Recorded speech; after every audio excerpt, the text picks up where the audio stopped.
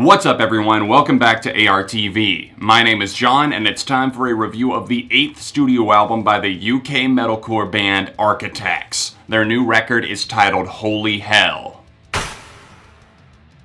Tragedy struck Architects as a band and as a family at their core when founding member Tom Searle passed away in the summer of 2016 after a prolonged battle with skin cancer. He was not only a founding member, but their lead guitarist and their primary songwriter, so needless to say, they were shaken to their core. They announced their new album, Holy Hell, for 2018, and I was kind of wondering how it would go, considering Tom has written a lot of their stuff in the past, and obviously he was a huge influence in terms of the guitar and just the influence, the tone of the songs. And what they've crafted here on Holy Hell is just a vast, dark, layered landscape that is so technical in many ways, also very aggressive and also very questioning. There are so many things that are poised to us, the listener, on this record that are very intelligent, whether it be them struggling with the coping of loss and also questioning society and what we're doing to this planet that we're on. There's so much to unpack, and this is one of the smartest metalcore records I've probably ever heard.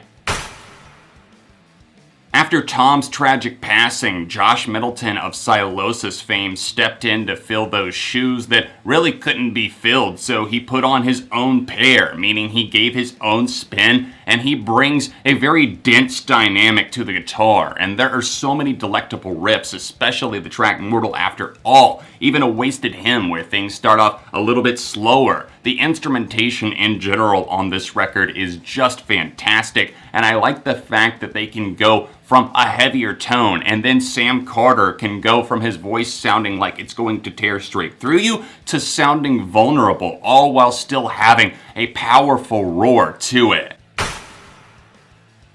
A light immediately illuminated in my brain after hearing the lead single Hereafter. That was something that made me go from being casually interested in Architects to saying, holy hell, this is amazing. This is something that I have to hear. As the songwriting duties have now obviously shifted, they truly nailed down what it feels like to deal with such a loss and to feel bitter, jaded, and also questioning of everything around you. But they don't just harp on one theme, and that's the best thing about the lyrics on this record. Doomsday was released about a year ago, and I think a lot of people thought it was going to be a one-off single in the way that the band compared it to like Drown from Bring Me the Horizon, and then they formed an album around that with That's the Spirit back in 2015. I think that also worried a lot of Architects fans, but rest assured that Doomsday is kind of an outlier in a way, not in the sense that it's that different lyrically, but musically, I would say that unfortunately, that one is one of the most formulaic, tried and true type songs on the album. Personally, one of my least favorites. When I like this album the most, and that's most of the time, this record is being innovative and pushing things forward and testing its own sonic palette.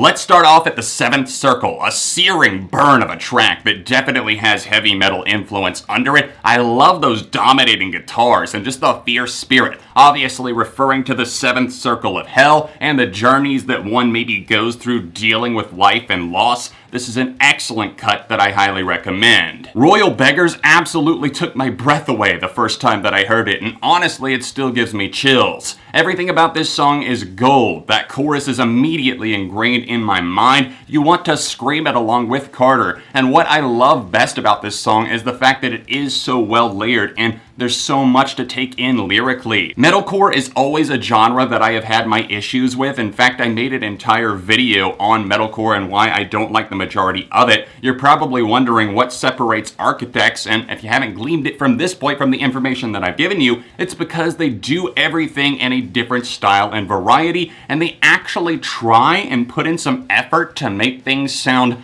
I don't know, the same as everything else? The only issues that I really see with this album is that some of the breakdowns feel a bit too stereotypical of the genre, and sure, the payoff feels good, we got to that point, and you hear a couple of the signature blacks from Sam Carter, which are always nice, but I feel like on a few of the tracks, they just get a little bit too safe for my personal taste. But again, that's really the only complaint that I'm taking away from Holy Hell. That opening riff on Mortal After All is so fucking good. That riff is something that you just get so excited about when you hear it for the first time. You want to just start moving and you want to start air guitaring because it's that memorable. It's probably one of the top 10, probably top 3 guitar riffs that I've heard the entire year. That energy continues on as they tear through this song. I think that the verses and the chorus are equally memorable. I like the breakdown. Everything about this track fascinates me. Dying to Heal and the opening cut Death Is Not Defeat are 2 songs that kind of wear their hearts on their sleeve, but they also don't dial back on the aggression or compromise the integrity of the song in any way. It all feels very needed and very justified.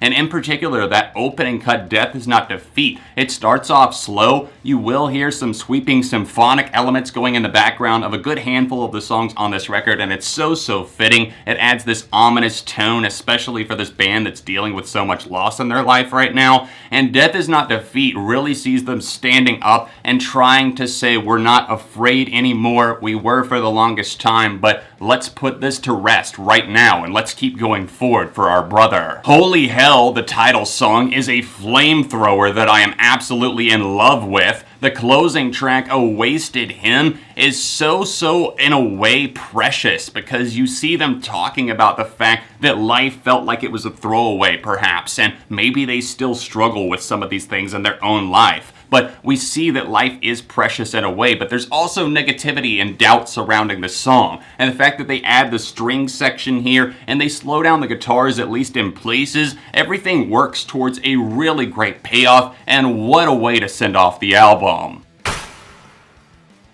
Guys, there is so much to love about Holy Hell, and I truly hope that you will hear the album for yourself. There is a link to stream it down below. Me personally, this is one of my favorite heavy records of the year, and one of my favorite albums in general. Overall, this is getting a 4.5. Let me know your thoughts in the comment section down below. What did you think of this album compared to some of their past stuff? I understand that it's a little bit different, but I also think it's a little bit more to appreciate because it is a little bit more technical, and that's always nice for me. If you're new in town, make sure to hit that subscribe button so you don't miss out on weekly music reviews, top 10s, ranked episodes, and more. Other than that, if you'd like to support the channels on Patreon, then click the top link down below or else the annotation in the corner. See another heavy album review right over here, or another one right over here. Socials in the description, and I'll see you soon for more on ARTV.